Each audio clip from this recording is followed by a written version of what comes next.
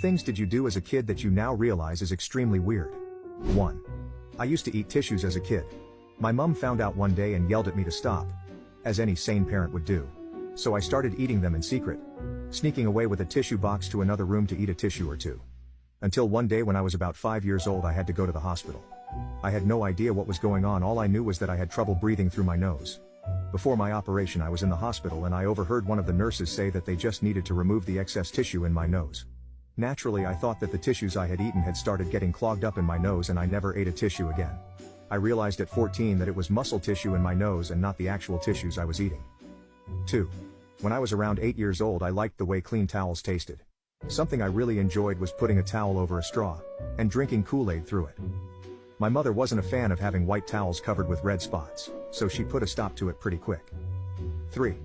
I used to stand in my bedroom window and try to stay as still as possible so the neighbors would think my parents had had a statue made of me.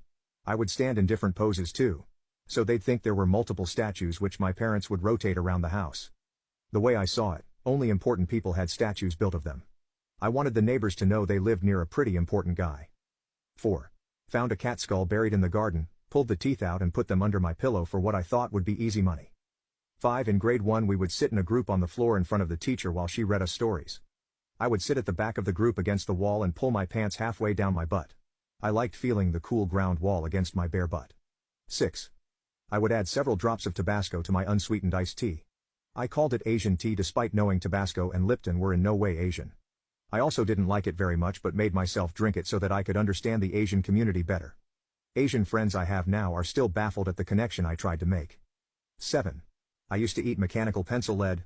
No idea how I got into that habit but I think I enjoyed the crunchiness of it. Did it for a little while but showed it to a classmate and she immediately went to the teacher who then called my mom who scolded me and told me to stop. Goodbye 0.7 mm, you will be missed.